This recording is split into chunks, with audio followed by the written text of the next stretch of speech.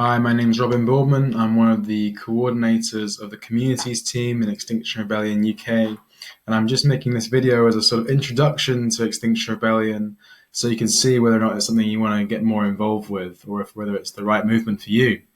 Extinction Rebellion was formed out of a movement called Rising Up, which is a civil disobedience network throughout the United Kingdom, which was challenging some of the key issues that faced our society.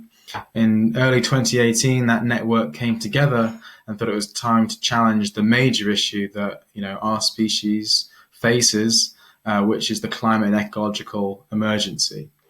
Later that year, in October 2018, Extinction Rebellion declared a rebellion against the UK government in Parliament Square, where 1,000 people turned up.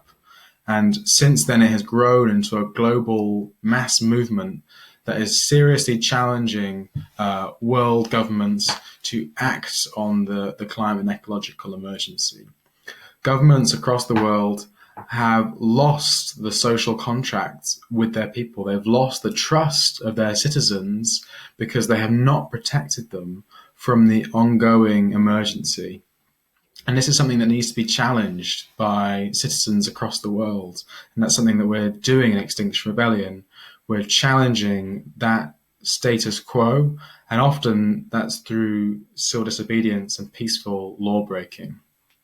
Extinction Rebellion has three main demands. The first is to tell the truth. The government must tell the truth by declaring a climate and ecological emergency and working with other institutions to communicate the urgency for change. Now, in practical terms, this means, yes, speaking to the government, getting them to declare a climate emergency, as they did after the April Rebellion in Parliament, but it also means speaking to other institutions across the world, speaking to cultural institutions, speaking to business institutions, and crucially speaking to local councils and getting them to also declare a climate and ecological emergency so they can begin to tell the truth to the public, inform the public about what's really happening and the urgency of the issue that we face. Our second demand is to act now. The government must act now to halt biodiversity loss, the loss of hundreds and thousands of species across the world that are going extinct, and to reduce greenhouse gas emissions to net zero by 2025. Currently, emissions are a record height, not seen for millions of years, and it's time to seriously curb that if we're going to prevent, massive sea level rise and global warming in a way that's going to cause massive drought and starvation across the planet. And the third demand is to go beyond party politics, which has destroyed our society by not looking at these crucial issues, and instead the government must create and be led by the decisions of a citizens' assembly on the climate and ecological justice. Now, a citizens' assembly would be decided through sortition, which is the process of random selection throughout a population that is then representative of that population. So in the UK, for example, it might be 50% female, 50% male, with a 13% population from a black or minority ethnic background. And now this citizens' assembly of randomly selected people that are representative would then be informed by a series of experts over a period of time about the extent of the crisis, so that the ordinary people can then decide what it is that we should do next, rather than our current political system, which has obviously done so little to challenge the emergency. The Citizens' Assembly is to go beyond this party politics system and into a new form of democracy that can properly challenge the issues that we face. Now, within Extinction Rebellion, we have a set of principles and values, and anyone who joins Extinction Rebellion must adhere to these principles and values to be part of the movement. And these are the following. So we have a shared vision of change, creating a world that is fit for generations to come. We want to bring people together into this mass movement and create a world that, as indigenous people in Northern America say, is to kind of create a world that is fit for 8 generations to come, to think about the future of the survival of our species and of other species across the world. We set our mission on what is necessary, mobilizing 3.5% of the population to achieve system change, using ideas such as momentum-driven organizing to achieve this. So this figure, 3.5%, is from a study of research around what is the number of people needed within a population to cause system change. And it was over 150 years. This study was conducted, or it was analyzing a 150-year period, and this is the figure that we need to really challenge the status quo. And when we do that, we need a regenerative culture, a culture which is healthy and resilient and adaptable for the emergency that we're facing. We're in a dire situation and we need to be emotionally resilient and look after ourselves as we do this work. We need to openly challenge ourselves and our toxic system.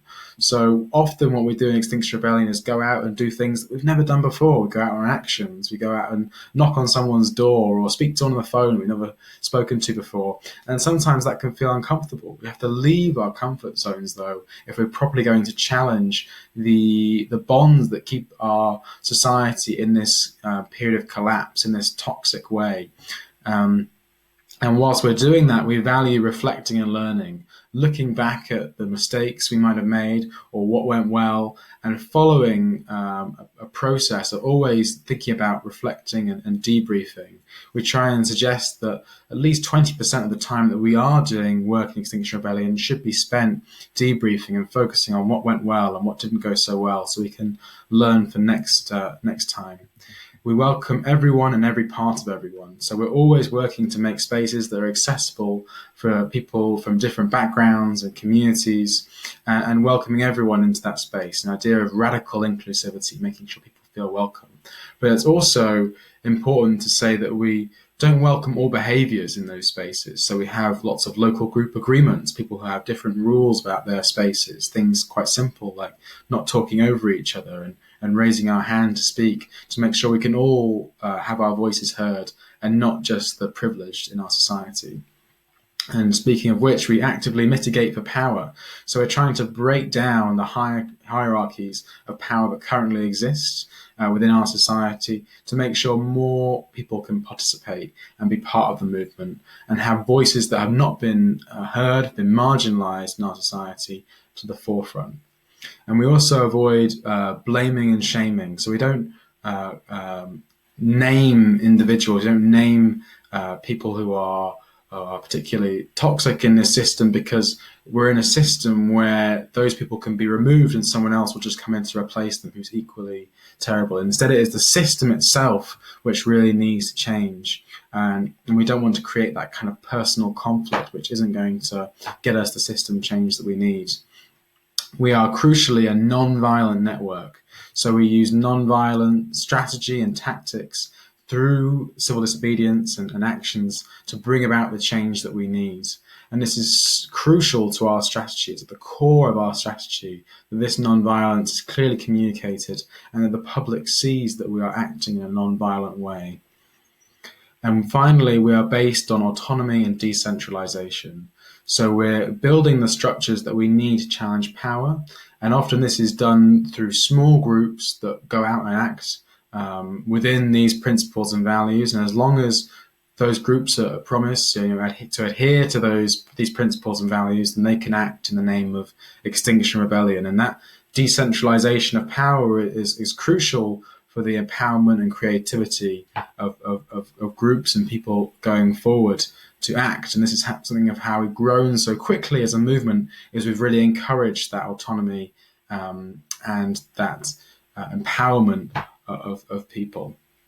So if you're feeling like this is the kind of thing you want to get more involved with, if something of these principles and values are really clicking for you, or maybe you've just got questions about some of the other ones, there'll be a series of videos to talk you through more steps within this. And it's a good idea to get involved with your a local group in your area. We've got groups all across the world now in Extinction Rebellion, and there might be one just near you. I know there's definitely quite a few now in the UK and in Europe and all across the world. So just check out on the map on the website to try and find a local group near you. And it's time to rebel for life. Thanks for watching.